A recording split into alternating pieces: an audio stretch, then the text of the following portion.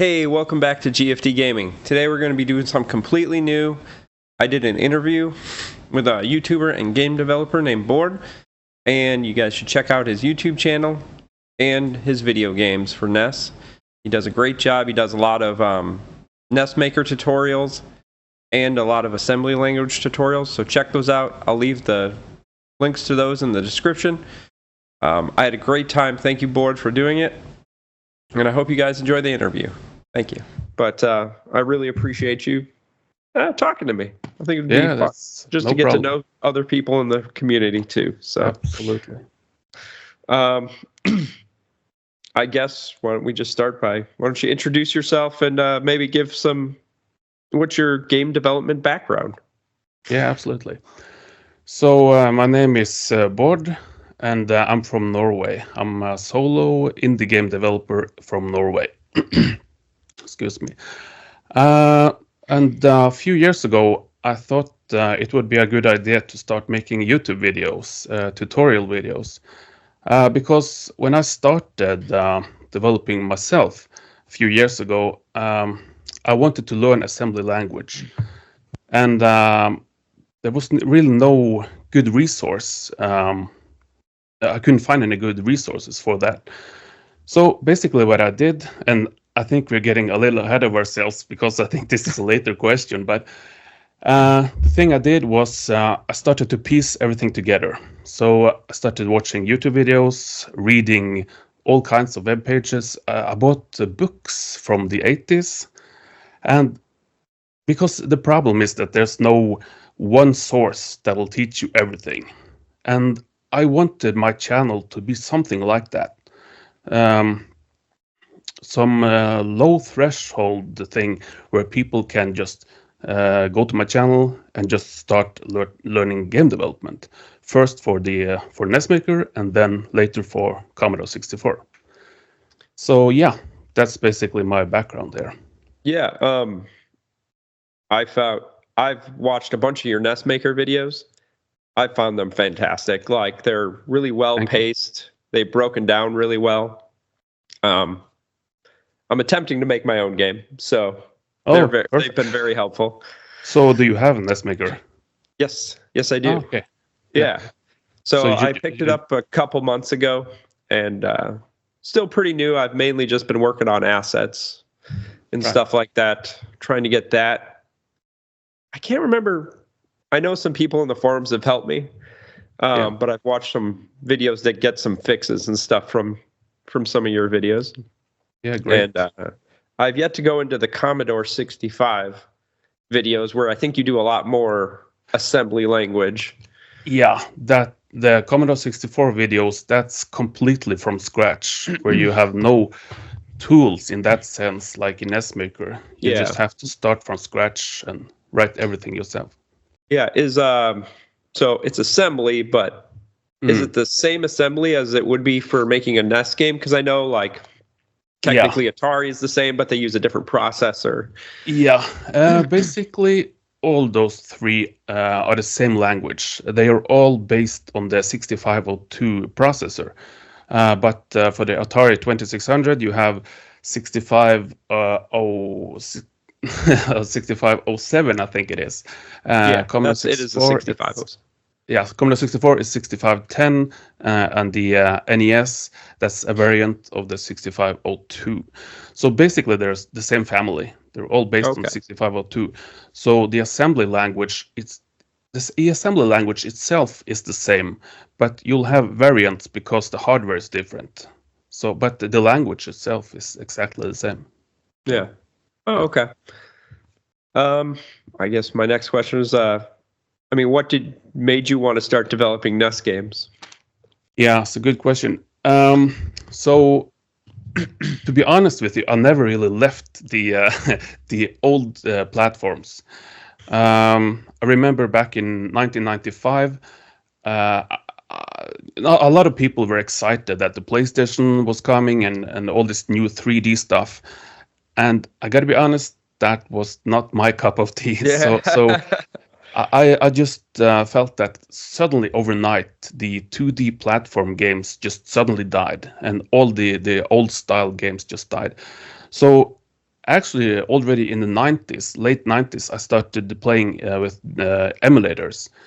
And I don't know if you heard about it. There's something called Games Factory. No, I don't Click know and that. play. No, well, that's a PC software that came out in the mid 90s. And using that, you could make your own games. And I started making games that looked like the old NES games, platform games, and stuff like that. And I wanted to make real NES games, but I had no idea what assembly language was, or I didn't even know where to begin. So it wasn't until, I don't know, 20 years later or something that I started to learn this stuff. So I've always wanted to make my own games, but Yeah. just in the last couple of years that I've actually been able to do it. Oh, that's awesome. And I guess I don't know, was NES big? I'm not sure if, since you were over in Norway, was the Commodore 65 much bigger over there than NES? Yeah. So do you lean more towards the Commodore? Yeah, I think in Europe in general, the Commodore 64 was a lot bigger than the NES until around, I would say, 1990. In my hometown, I remember 1990. Suddenly, the Commodore 64 just died. I couldn't find any games or anything. So the Commodore 64 was gone.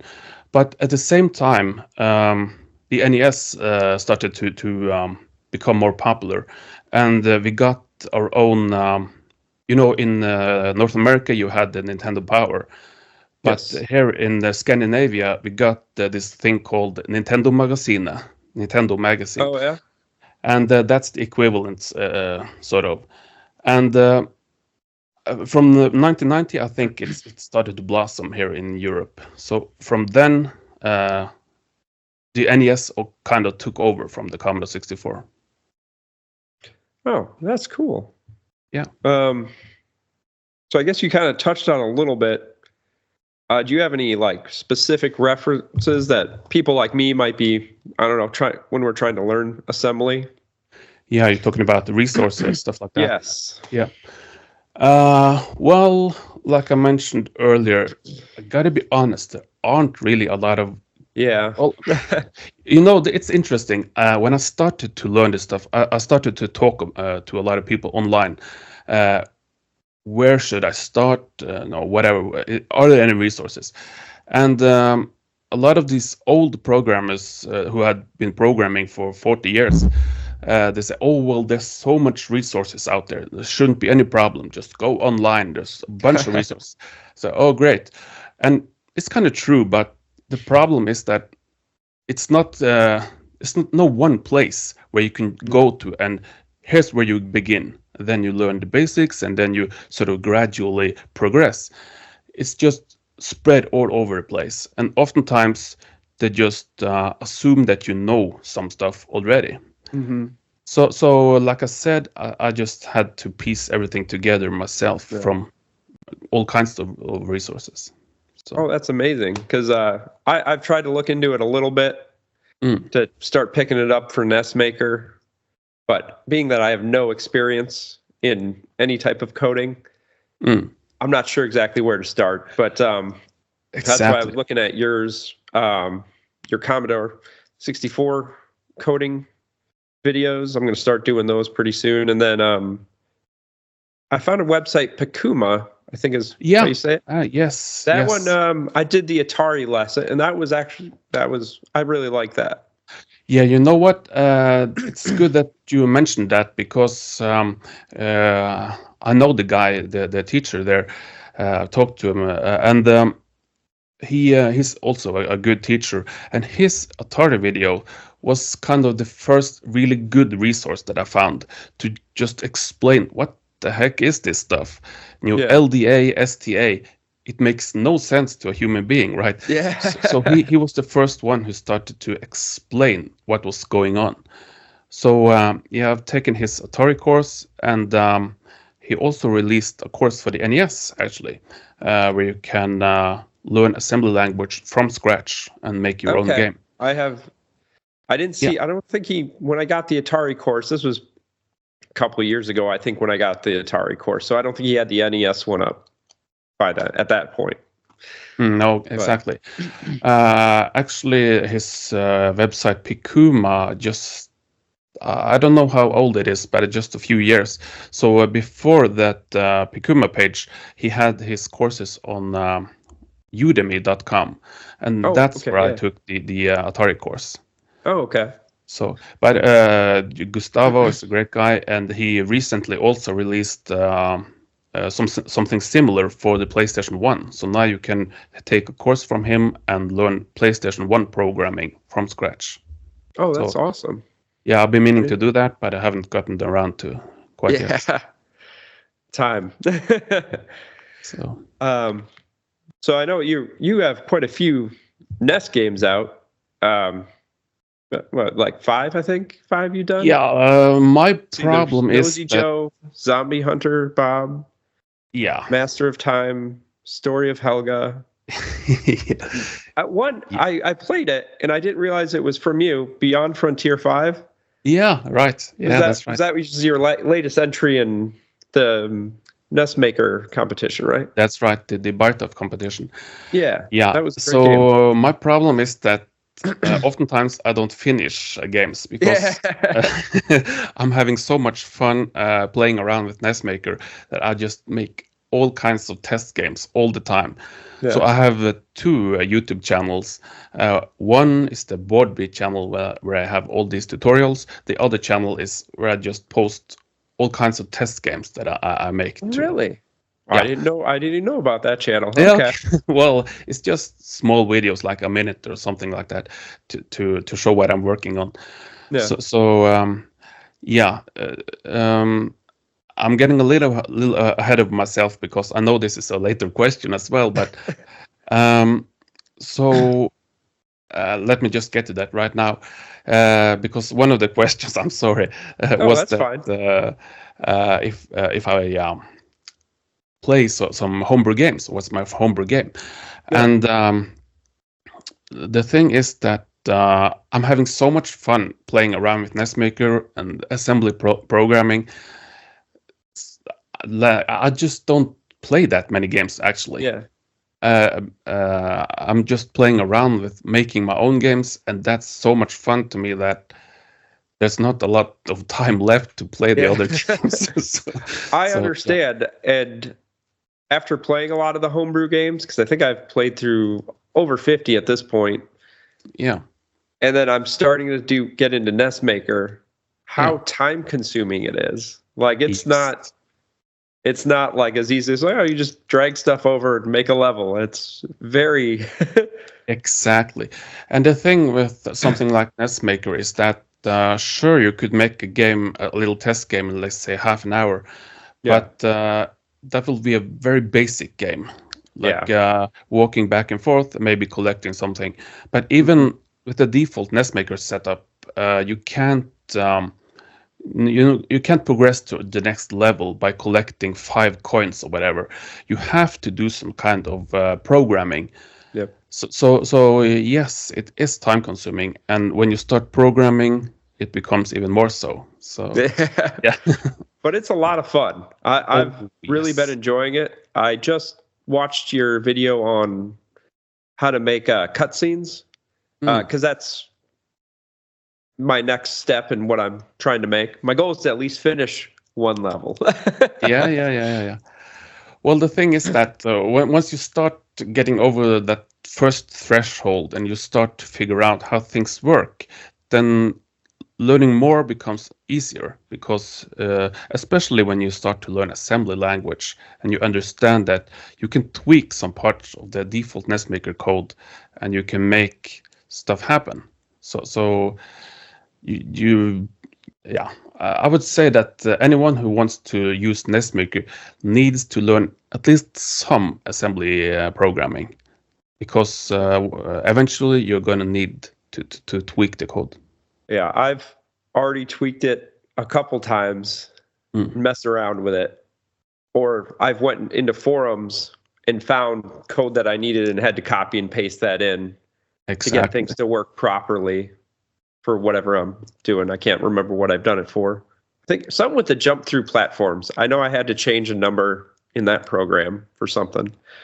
But yeah, that's yeah, at least the old NESmaker version had something, some problems with the jump through platforms. Version 4.1.5. There was some. It's right. There was some stuff there with jump through platforms. Yeah, but yeah, I'm starting to like that aspect of going in there and tweaking, and I'm hoping that's why I really want to learn assembly more so I can do a lot better. Yeah, exactly. A lot more stuff. Well, since you don't play a lot of homebrew games, do you have like a favorite like old NES or Commodore game that you really liked? Yeah, it's hard to pick one. It's funny. My favorite NES game now is a game that I didn't really like back in the day, and that's Simon's Quest, Castlevania 2 Simon's Quest. Oh, yeah. Yeah. And to be honest, I didn't really like games where you didn't know where to go. I just like linear games from start to finish, like Mega Man, Super Mario, whatever. Oh, yeah. So I actually didn't like Zelda 1 either. And I know that's a big thing, especially in North America. But, I liked Zelda 2, actually. Zelda for 2 some reason. I think Zelda 2 is way better. Yeah. But my favorite game right now is actually Simon's Quest, because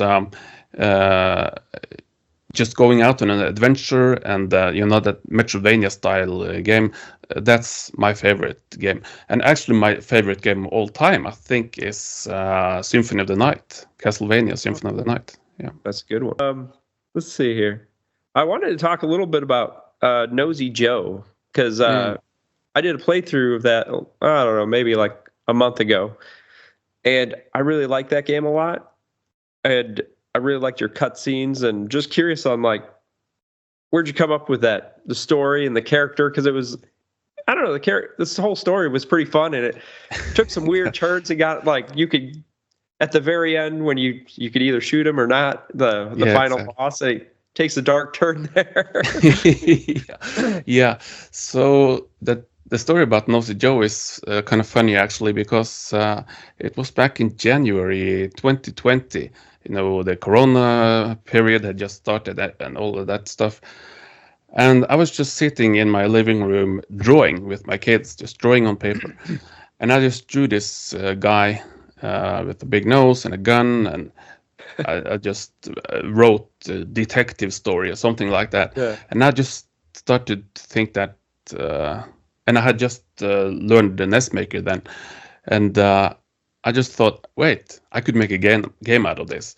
So I just sat down and just started to create something. And the way I make games, and maybe I'm getting a little ahead of myself again, but I just sit down and my imagination just starts working, and I just create stuff as I go along. So it just no set plan, just kind of like very little. Yeah. So it's not that's not a great thing, because I recommend to people that you should plan as much as possible and so on, and I don't do it myself. So. Well, that's similar to how I've been working with my game. Is like, this seems like a good idea. I'm just going to try it. Well, that's really fun to me, actually. So well, I think the most important thing about all of this is just having fun. I remember at one point with the Nosy Joe game, right towards the end, I started to feel that this is very stressful. It's not really fun, and that's not a great feeling. This hobby should definitely be fun. It's really important. So. Oh, for sure. Yeah. I like the. So you had a lot of story in that one. Did you do all the cutscenes and you did all the drawing and everything like that? Wow. Yeah, I did everything except for music and sound effects. Okay. I got to know this really great guy, Patricio Pereira, who lives in New York, and I just got to know him through, I think it was the NESmaker Facebook group. and we've been working a lot together. So he is actually the one who made the music for Beyond Oh, that's Frontier 5 fantastic. as well. Yeah. Okay, cool. Mm. Yeah, that was one. I was just like, music. When I get to that, Yeah, I'm not a that's musician beyond myself. me. Yeah. But awesome. I did want to know, is there any? So I found in Nosy Joe, I found where you have to battle yourself.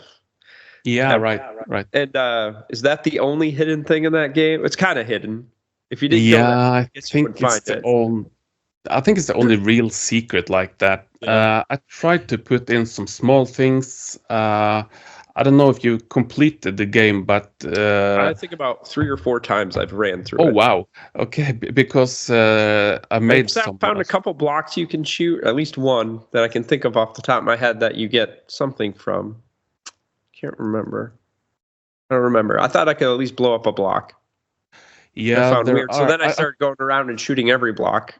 Yeah, exactly. Well, I tried to sprinkle some secrets in there, but it's kind of hard sometimes. But you probably noticed that I made some the new game plus. When you completed the game and you start the game over again, then Yep. you're more Yeah, powerful. you got some different cutscenes too. So Oh yeah, right. it There changed are that up a little bit. I thought that yeah, was cool. That made it yeah, a lot of extra playability in the game. exactly. Yeah, Yeah, I really enjoyed that. Because yeah, I great. think I played through that one twice, that end part. But yeah, I've played the game quite a few times. Oh wow, that's really great. You know, I was a little almost embarrassed about Nosy Joe because it was a really early game where Mhm. I hadn't really learned everything about assembly language and stuff like that. So I was a little worried that it was very glitchy, that there were a lot of problems. So did you have any problems, glitches? I should have watched my video before because I usually my whole system is kind of like I'll sit down, I'll do a fun playthrough where I'm not looking for anything, and then I'll do a second playthrough where I take notes. I'm like, oh, I got to go here, and like then that playthrough, I'm jumping down like every hole, I'm shooting blocks to see if I can find anything hidden. Um, and I usually run into glitches that way on that Yeah. playthrough, and then I kind of talk about those, and I don't remember if I ran into any glitches on Nosy Joe. I just at the moment I can't think that I did. If I did, they were probably very minor. So, Oh, great, great. and I don't actually. So Beyond Frontier 5, I don't think I found any. I played through that twice, I think. I don't remember if I had any glitches on that one either Oh, great, that I can think of. Nothing that was like game breaking or anything. great. Yeah. But yeah, well, awesome. Are there plans to finish Beyond Frontier 5? Yeah, you know, I got that question a few times, and I have to be honest, there are no plans at the current time to finish it, unfortunately. But I'm really good at taking a lot of backups of my projects, so I have everything safely stored on my server.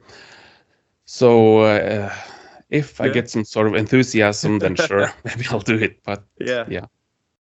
Are you working on anything currently? Anything new? Yeah, I'm working on stuff all the time.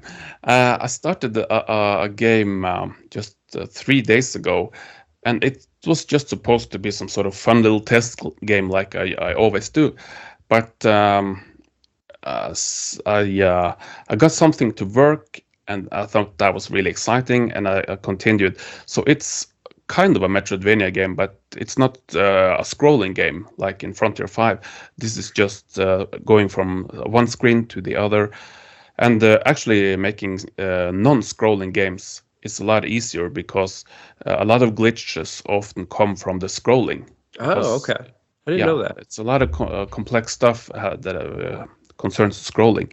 But this game that I made right now, I just made it to usually I make scrolling games, but now I wanted to try this single screen adventure, and I got a map working. So when you press the start button, you get a map on the screen and you see where you are and where you have been, stuff like that. So for every little thing like that I could do, it got more exciting, and now I'm really enthusiastic. So we'll see where it goes. I don't know. Well, I hope to see it someday. And I think that's all the questions I had. Okay, I really great. appreciate you taking some time out of your schedule to talk to me. And it was fun. Good getting to know you, Bård. yeah, it was great. Really great. Well, thank you very much. And I look forward to seeing the video on your YouTube. Yeah. Well, thanks again. And you have a wonderful day and a wonderful week. Thank you so much for talking to me. You too. All right. Okay. Bye-bye. Bye.